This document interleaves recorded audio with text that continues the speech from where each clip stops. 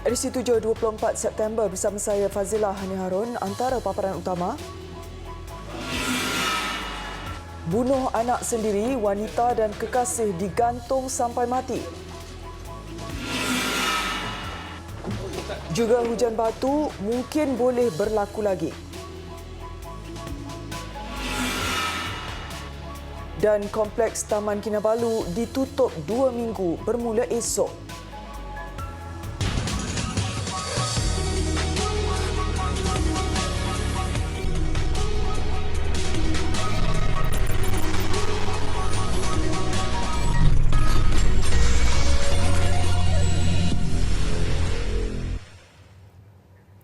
Assalamualaikum dan salam sejahtera. Sepasang kekasih dijatuhkan hukuman gantung sampai mati setelah didapati bersalah atas pertuduhan membunuh kanak-kanak lelaki berusia 5 tahun 6 tahun lepas.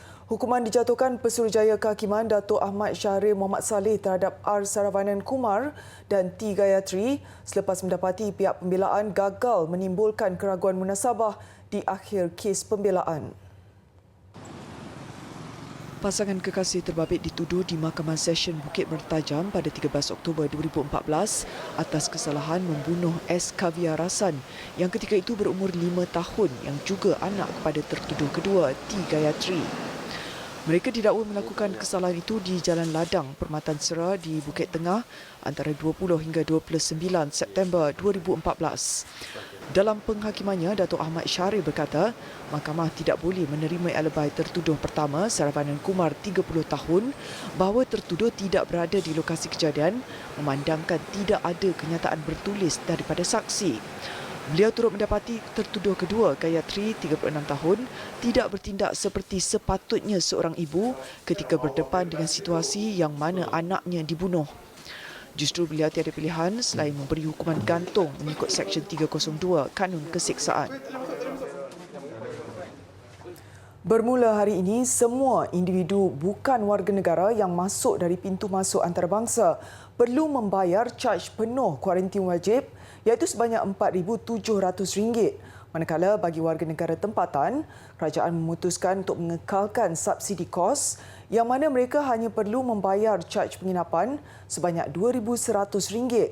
Menteri Kanan Keselamatan Datuk Seri Ismail Sabri Yaakob berkata, bagi warga negara tempatan, kos pengoperasian sebanyak RM2,600 akan dibiayai oleh kerajaan seperti yang dilaksanakan sebelum ini.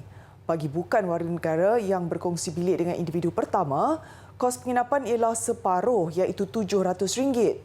Manakala bagi anak yang berumur 6 tahun, kos penginapan adalah percuma. Dalam pada itu, 71 kes baru COVID-19 dan tiada kematian mahupun kluster baru yang direkodkan hari ini. Daripada jumlah itu, 69 penularan tempatan dan selebihnya kes import. Menurut Ketua Pengarah Kesihatan Tan Sri Dr. Nur Hisham Abdullah, Sabah kekal tertinggi dengan merekodkan 63 kes, antaranya 10 kes dari kluster laut dan 47 kes di kluster Bangau-Bangau. Kedah merekodkan 4 kes, manakala Selangor 2 kes. 2 kes import yang mendapat jangkitan di luar negara itu membabitkan 2 individu bukan warga negara. Tan Sri Dr. Nur Hisham berkata 64 kes yang pulih hari ini menjadikan jumlah kumulatif kes pulih sepenuhnya daripada COVID-19 sebanyak 9,666 kes iaitu 91.4%. Manakala jumlah kes aktif dengan kebolehjangkitan adalah 777. Kompleks Taman Kinabalu ditutup sementara kepada umum bermula esok hingga 8 Oktober. Ekoran seorang pendaki dari Tawau disahkan mempunyai kontak rapat dengan individu positif COVID-19. Menurut Setiausaha Tetap Lembaga Pemegang Amanah Taman Sabah Dr. Jamili Nais, Jabatan Kesihatan Negeri Sabah telah mengesyorkan supaya kompleks Taman Kinabalu itu ditutup kepada orang awam termasuk pendaki ke Gunung Kinabalu selama 14 hari.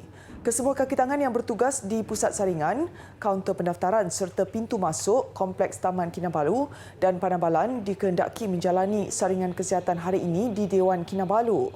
Malim Gunung dan porter serta kaki tangan Sutra Sanctuary Lodge SSL dan Mount Tok yang terdedah kepada jangkitan juga dikehendaki menjalani saringan.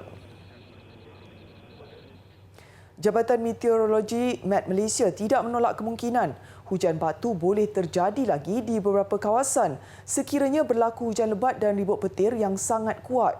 Ia berikutan peralihan monsun yang kebiasaannya berlaku pada bulan April atau Oktober dan tertumpu di kawasan pantai barat Malaysia. Laporan penuh bersama Nurul Amalina Zainuddin. Bermula semalam, Met Malaysia meramalkan keadaan hujan lebat pada sebelah petang akan berterusan sehingga minggu kedua November. Angin yang kuat dari pelbagai arah menyebabkan pergolakan dan membentuk awan cumulonimbus. Di beberapa kawasan, pembentukan awan cumulonimbus yang sangat besar serta tinggi sehingga mencapai atau melebihi takat beku akan menyebabkan pembentukan ketulan ais di atas awan. Hujan batu ni bukanlah satu yang luar biasa. Boleh kata tiap tahun ada berlaku tapi bukanlah kerap sangat. Tapi mungkin setahun tu ada satu atau dua kali berlaku. Tetapi tempoh dia tak lama. Biasanya dalam setengah jam ataupun 20 minit. Sekejap je. Dan ais tu akan cair. Sekejap je dia jatuh tu tak lama lepas tu dia cair. Jadi biasanya sekejap. Tapi ribut dia tu kadang-kadang boleh 2-3 jam. Tapi hujan batu dia tu sekejap. Biasanya mula-mula tu. Keadaan itu yang berlaku di Bangi 2 hari lalu bukanlah sesuatu yang asing dan mungkin juga akan berlaku di kawasan lain. Selain hujan batu, fenomena belalai air atau belalai air darat juga boleh berlaku terutama di kawasan utara Semenanjung dan Selat Melaka. Jangkaan hujan pada sebelah petang dengan angin 10 km sehingga 20 km sejam mungkin satu keadaan yang biasa dilihat kebelakangan ini. Namun ribut petir serta hujan lebat yang menyebabkan terjadinya hujan batu boleh menyebabkan angin kencang sehingga melebihi 50 km sejam. Jadi apa-apa pun orang ramai dinasihatkan supaya sentiasa berhati-hati dan elakkan melakukan aktiviti luar khususnya pada waktu petang bagi mengelak kejadian yang tidak diingini. Laporan Nurul Amalina Zainuddin. Kementerian Pengajian Tinggi KPT menerima peruntukan RM100 juta di bawah Pelan Jana Semula Ekonomi Negara Penjana bagi menangani isu siswaza menganggur. Melalui program Kemajuan Kerjaya KPT CAP, siswaza dibantu menyesuaikan diri dengan tuntutan baru pasaran kerja susulan penularan pandemik COVID-19.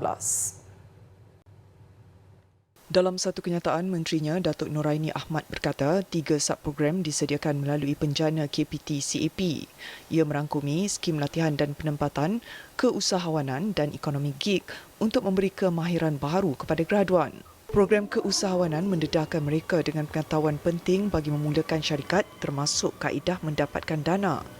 Sementara ekonomi gig memberi latihan kompetensi yang akan membantu peserta menjana pendapatan.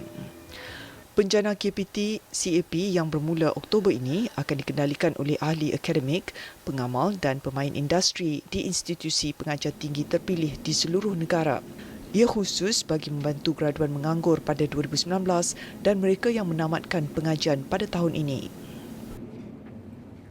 Kerajaan Perikatan Nasional adalah kerajaan prihatin yang memikirkan masalah rakyat, mencari jalan menyelesaikan masalah penduduk dan sama sekali tidak akan menzalimi rakyat. Perdana Menteri Tan Sri Muhyiddin Yassin berkata, semenjak menerajui kerajaan, beliau amat menitik beratkan aspek kebajikan dan kesejahteraan rakyat kerana baginya kerajaan yang tidak memikirkan nasib rakyat adalah kerajaan yang tidak bertanggungjawab. Untuk program kita prihatin kerana kerajaan Perikatan Nasional adalah kerajaan yang prihatin rakyat. We care for you. This is the government that cares for you all the time. Kita sediakan satu lagi tambahan untuk membantu lagi rakyat-rakyat kita yang terutama di bawah dan pastinya hampir sebahagian besar daripada petani, peladang, nelayan akan nanti dapat menerima bantuan-bantuan tambahan RM1,000, RM600, RM300, yang bujang-bujang pun yang belum kahwin pun kita bagi peruntukan untuk menyara keluarga, termasuk belia-belia kita yang ada di sini. Beliau berucap pada Majlis Ramah Mesra bersama penduduk di tapak Pasar Tamu Beluran, Sabah. Turut hadir Ahli Parlimen Beluran yang juga Naib Presiden Bersatu Datuk Seri Dr. Ronald Kiandi dan calon PN Dun Labuk Samad Jamri.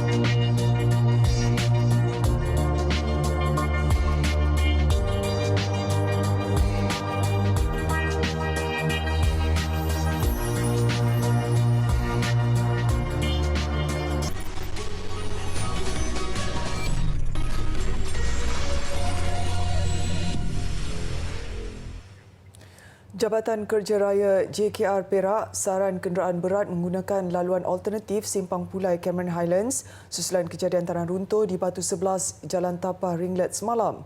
Menurut Timbalan Pengarahnya Hamdan Ali, ketika ini hanya satu lorong dibuka di kawasan itu bagi kerja pembaikan. Setakat ini laluan ini masih selamat untuk digunakan, tetapi kita masih lagi meminta pengguna jalan raya untuk berhati-hatilah sebab kita akan menyediakan satu lorong. Tambahnya, runtuhan berlaku akibat hujan lebat. Ia melibatkan kawasan sepanjang 70 meter dan yang kedua berlaku bulan ini. Meskipun tiada pergerakan yang dikesan di tapak runtuhan, kawasan itu berpotensi menjadi lebih berbahaya sekiranya hujan dan angin kencang berlaku lagi. Menurut Hamdan, runtuhan cerun direkodkan di sepanjang 45 km Jalan Tapah Ringlet sepanjang tahun ini. JKR memerlukan peruntukan RM1.5 juta dan 4 bulan bagi kerja-kerja pembaikan di Batu 11 serta RM6.2 juta bagi pembaikan kekal di 13 lokasi cerun lain. Orang ramai yang mahu bercuti di Cameron Highlands diharap dapat memandu secara berhati-hati. Seorang lelaki bersama anaknya yang berusia 3 tahun diserang seekor biawak besar dianggarkan seberat 60 kg. Kejadian berlaku di Kampung Wakaf Tembesu, Kuala Nerus, Terengganu pagi tadi. Dalam kejadian jam 9 pagi, mangsa yang sedang menjemur kain di belakang rumahnya tiba-tiba diserang seekor biawak dipercayai datang dari paya berhampiran rumahnya. Mangsa dikejar haiwan itu yang cuba menggigit kakinya namun sempat mengelak. Biawak berkenaan turut cuba menyerang anaknya tetapi sempat diselamatkan oleh isteri mangsa. Pihak Angkatan Pertahanan Awam Malaysia APM bersama 4 anggota bergegas ke lokasi kejadian sebaik dihubungi. Mereka mengambil masa 15 minit untuk menangkap haiwan tersebut, ekoran saiznya yang besar. Memang berbahaya, dia punya air liu dia apabila digigit dan dia punya libasan ekor dia tu sangat berbahayalah. Biawak ini kemudian dihantar kepada Jabatan Perlindungan Hidupan Liar dan Taman Negara Perhilitan Terengganu untuk tindakan lanjut.